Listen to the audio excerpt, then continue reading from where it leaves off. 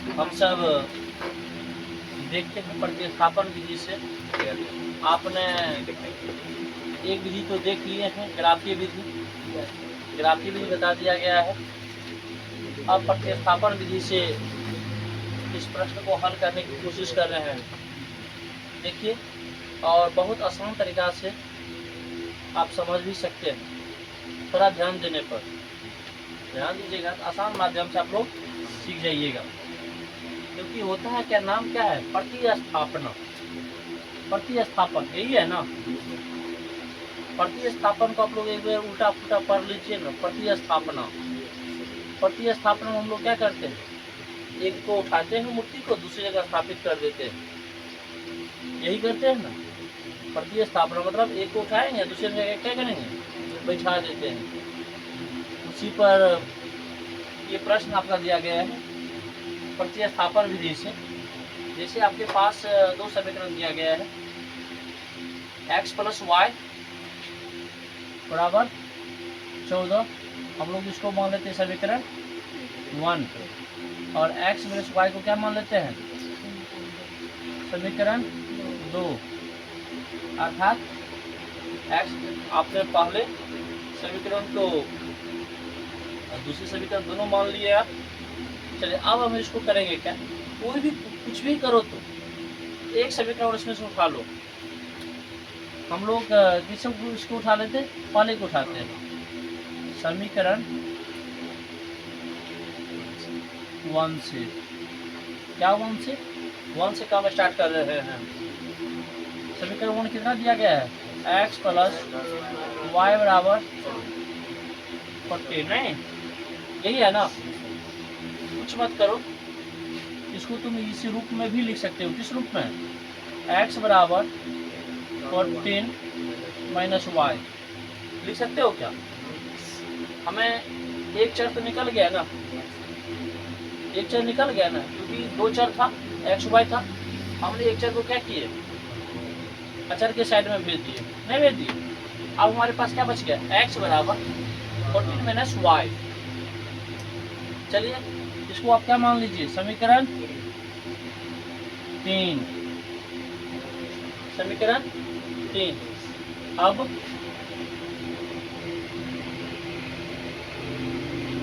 समीकरण 2 में x का मान रखने पर, क्योंकि हमने समीकरण 1 से x का मान निकाला है, अब एक में ही रख देंगे तो क्या होगा, वही बात है। पुनः मुश्किल होगा, मतलब वही आ जाएगा। हमें समीकरण 2 में रखना पड़ेगा। समीकरण 2 आपका कितना है बाबू, x - y बराबर, समीकरण 2 यही है ना। हाँ, अब इसमें आप x का मान क्या कीजिए, पुट कीजिए। x का मान कितना है, यही है ना। x का मान यही है ना, कि दूसरा कुछ है।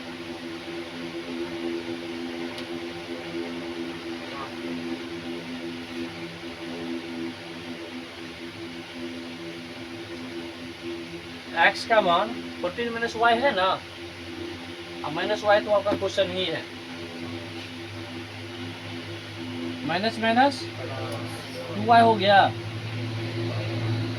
4 हो गया ना। अब देखिए, माइनस को हम बराबर को उस साइड ले जाएगा, क्या हो जाएगा, प्लस हो जाएगा। ये प्लस है, लाएंगे तो माइनस होगा।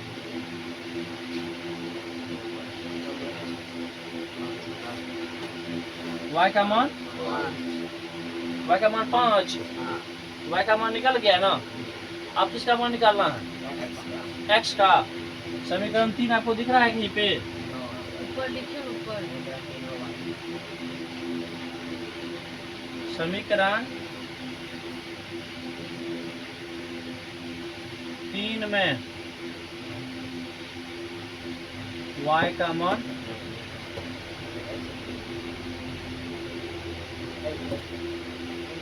नहीं, समीकरण 3 आपका कितना है बाबू, x बराबर 14 - y, तो y का वैल्यू कितना है आपके पास, अर्थात x बराबर कितना निकला आपको 9 और y बराबर 5।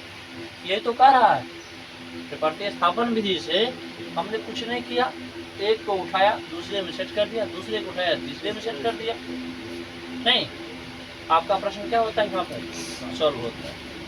चलिए दूसरा प्रश्न हम लोग सेकंड प्रश्न देखते हैं। फर्स्ट प्रश्न आप लोग देख चुके होंगे, समझ में आया होगा। यदि उसमें आप लोग को समझ में थोड़ा नहीं आया होगा तो इस प्रश्न में आप लोग क्लियर कर लीजिए। हम लोग पढ़ने जा रहे हैं प्रतिस्थापन विधि से, नहीं। तो चलिए समीकरण 1 समीकरण 2 हम लोग चलते हैं समीकरण 1 से। सोल्यूशन में इसमें करते हैं समीकरण 1 से कहाँ चल रहे हैं, प्रश्न बनाने की ओर, हल करने की ओर। एक क्या है s माइनस टी बराबर 3। और एक बात हम लोग आपको बता दें, ध्यान दीजिएगा बाबू, ये प्रश्न बनाने में ना देखिएगा जो समीकरण इजी दिख रहा है उसमें से एक चर को निकालिएगा। आप देखिए इसमें से एक चर निकालेंगे तो दोनों को एलसीएम करना पड़ेगा। एलसीएम करने के बाद फिर एक चर निकलेगा हमने। एस माइनस टी कितना सिंपल है, टी को बेचारा को भगा देंगे, एस बेचारा बच जाएगा, एस हमारा क्या हो जाएगा, एक चर बच जाएगा। क्योंकि एक चर तो रखना है अपने पास में, एक चर रखेंगे, कैसे रखेंगे, तो टी माइनस है ना, इधर करेंगे तो क्या हो जाएगा। तो या तुम ये भी लिख सकते हो एस बराबर 3 प्लस टी लिख सकते हो। इसको क्या मान लेंगे हम लोग, समीकरण 3 मान लेंगे। आप इस चीज को उठाएंगे कहाँ भेज देंगे बाबू, तो समीकरण 2 के पास। कहाँ भेजेंगे, समीकरण 2 के पास। देखो अब s का मान समीकरण 2 में रखने पर, नहीं 2 कितना है हमारा मान, s बाय 3 t बाय 2 6, यही है ना। अब s का मान भर दो इसमें, s का मान कितना रखेंगे 3 plus t by 3 t by 2 6। नहीं, आप तुम याद करते चलो। आप देखो 3 और 2 को क्या करोगे तुम, एलसीएम लेना पड़ेगा। 3 2 का एलसीएम कितना होगा जी, 6 होगा। अब 3 से इसको भाग करेंगे कितना हो जाएगा 2, और 2 से इसको गुना करेंगे ना, तो 2 से गुना करेंगे कितना हो जाएगा 6 प्लस 2t होगा ना, प्लस 2 से भाग करेंगे कितना हो जाएगा 3, और 3 से गुना करेंगे तो 3t बराबर 6। अभी भाग में है ना, लाएंगे क्या हो जाएगा, गुना हो जाएगा ना। आप देखिए 6 प्लस 3 2 5t बराबर कितना 36। ये प्लस में है ना, क्या क्या हो जाएगा, इधर ले जाएंगे तो 36 माइनस 6 क्या हो जाएगा 30 होगा ना। 5 छाकर कितना होगा जी, टी का वैल्यू कितना निकल गया 6, टी का वैल्यू 6 निकल गया ना। अब इस टी का वैल्यू क्या करेंगे हम लोग, समीकरण 3 में रखेंगे। नहीं, यहाँ लिखो समीकरण 3 में टी का मान रखने पर, समझ गया ना। s बराबर 3 प्लस टी, टी का वैल्यू कितना 6, 6 3 9। चलिए आपका निकल गया s का वैल्यू 9 और t का वैल्यू 6। ये भी समीकरण आपका हल हो गया ना। दूसरा प्रश्न हम लोग क्वेश्चन नंबर 3 पर चलते हैं। क्वेश्चन नंबर 3 क्या कहता है बाबू, 3x माइनस y बराबर 3, 9x माइनस 3y बराबर 9। ये आपका प्रश्न है। कहता है क्या समीकरण 1 से हम लोग चलते हैं। समीकरण 1 क्या कह रहा है बाबू? 3x माइनस y बराबर क्या दिया गया है? 3। यही समीकरण लिखा है ना। अब तुम ये भी तुम लिख सकते हो, माइनस है, हम बराबर के उस पार ले जाएंगे तो क्या हो जाता है? प्लस y बराबर 3x माइनस 3 हो जाएगा। इसको क्या मान लेंगे हम लोग? समीकरण 3 मान लेंगे। उसके बाद y का मान समीकरण किस में रखने पर? 2 में रखने पर। हमने y का मान किस में रखेंगे बाबू? 2 में रखेंगे। तो समीकरण 2 क्या है? 9y माइनस 3y बराबर 9x माइनस 3y। इसका तो क्या है? 9 है। हमें y का मान मालूम है नहीं? y का मान कितना मालूम है? 3x minus 3। हमने क्या किया? यहाँ स्थापित कर दिया इसको। 9x 3 तिया 9x minus minus plus plus हो गया ना। तो 3 तिया क्या हो जाएगा? 9। ये प्लस माइनस क्या हो गया? प्लस माइनस कट गया ना। क्या बच गया हमारे पास? 9 बराबर 9। अर्थात x का मान कितना? अर्थात x का मान 0 ना। अब इसे x का मान क्या करोगे? समीकरण, क्योंकि कुछ भी नहीं बचा तो अर्थात x का मान 0। अब तुम कुछ मत करो। समीकरण 3 में x का मान रखने पर समीकरण 3 कितना है बाबू? y बराबर 3x माइनस 3। y बराबर x का मान कितना? y बराबर माइनस 3 निकल गया। x का मान 0, y का मान माइनस 10। लिख लीजिए इक्वेशन 4 में। इक्वेशन नहीं, क्वेश्चन नंबर 4। क्वेश्चन नंबर 4 में आप क्वेश्चन नंबर 4 को देखते हैं बना करके कैसे बनता है। तो वही प्रतिस्थापन विधि है। तो समीकरण किसे चले? 1 से चलते हैं। समीकरण 1 से जब हम चलते हैं बाबू, इस प्रश्न को आप लोग देखिएगा।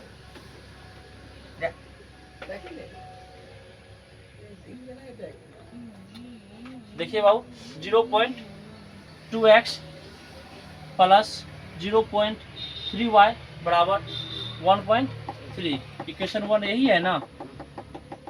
अब हम लोग क्या करेंगे बाबू? इसमें से कोई एक चर को क्या करेंगे? अपने पास रखेंगे। अब एक चर को रखेंगे तो कैसे रखेंगे? एक चर को x को ही रख लेते हैं, y को क्या करेंगे? उस पार साइड कर देते हैं। यही होता है ना। अब ये x का अक्षर इसमें भी है। अक्षर को क्या करो? इधर बाय x का निकल गया ना। इसको क्या मान लें? समीकरण 3 मान लेते हैं।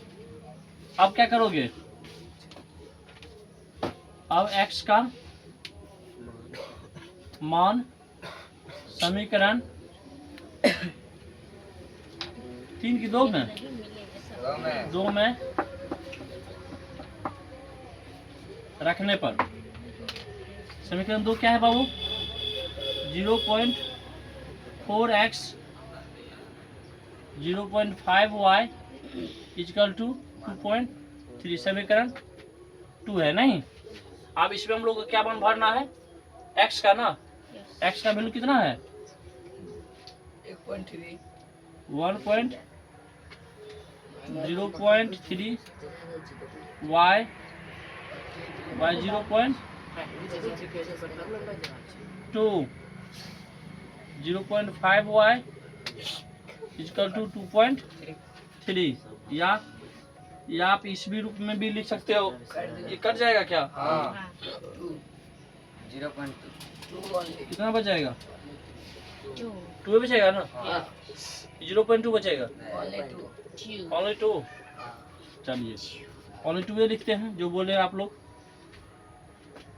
तो इसमें हम लोग क्या करेंगे बाबू, 2 से गुना करो तो 2.6 minus 0.6. 0.y 0.5y 2.3।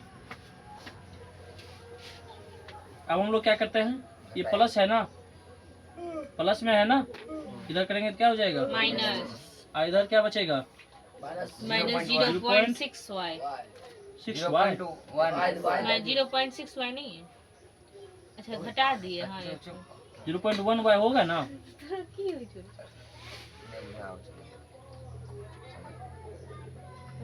थोड़ा बड़ बुझे 6y घटाएंगे तो क्या हो जाएगा, आप लोग ध्यान देते रहिए, नहीं तो सब किया दो चला जाएगा पानी में। minus 0.3 ऊपर लिखे ऊपर। ये कट गया, y का मान 3 y का मान दशमलव दशमलव हटा दो, y का मान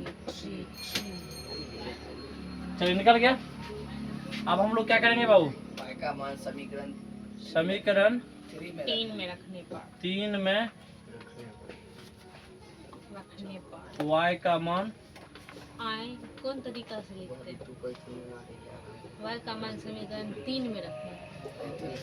कुछ भी लिख सकते हैं, समीकरण 3 में y का मान रखने पर, y का मान समीकरण 3 में रखने पर। हमको तो ये अच्छा लगता है। चलिए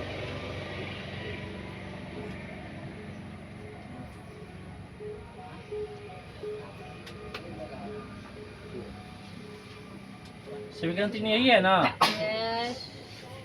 अब y का मान कितना निकला बाबू, बता दीजिए। y का मान कितना निकला, 3 ना, 1.3 3 minus 0.3 गुने 3 गुने 3 बाय 0.2 x का 1.3 minus 0.9 9 बाय 0.2 हटेगा कितना होगा, 4। x का वैल्यू 2 होगा ना, x का वैल्यू कितना निकला 2, y का वैल्यू निकल गया। टाइप कर लीजिए आप लोग, इसका मान मानते समीकरण 1 समीकरण 2 समीकरण किस में बाबू, एक में 1 से, मैंने 1 से हम लोग चलते हैं। नहीं नहीं एक से ये क्या कहता है बाबू, √2x यही है ना, भांग खा गए। √2x √3y इक्वल टू 0 है। नहीं बोलते। ये क्या है, माइनस में है कि प्लस में है, प्लस में है तो क्या लिखेंगे बाबू, जोर से बोलो, हम सुन रहे दूसरा बात है। माइनस, अब ये अचर है ना, अचर को इधर कर दो, माइनस प्लस √2y, यस एक चर बच गया ना, यस चर का मान निकल गया, इसको क्या मान ले, समीकरण 3। अब x का मान समीकरण 2 में अरे बाप रे बाप, रखने पर, मैंने क्यों चीज मिस कर दी। समझ गया। अब x का मान समीकरण 2 में हम लोग रखते हैं, समीकरण 2 क्या कहता है बाबू,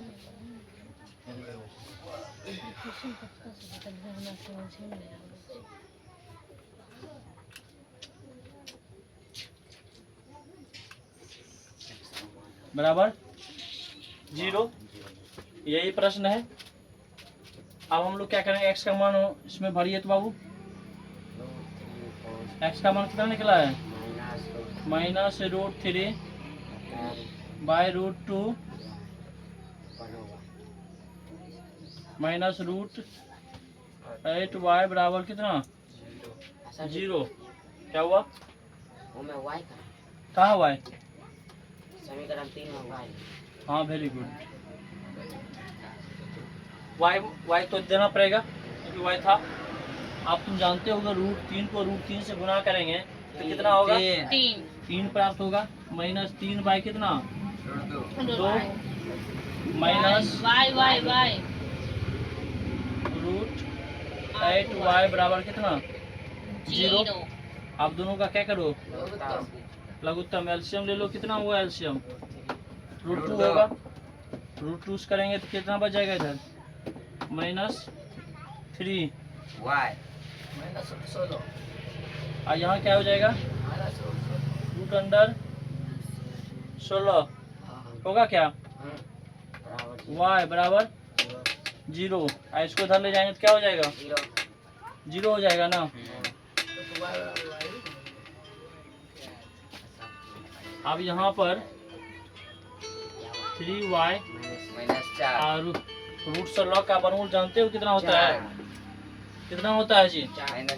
-4 4 वाई बराबर कितना? 0 0।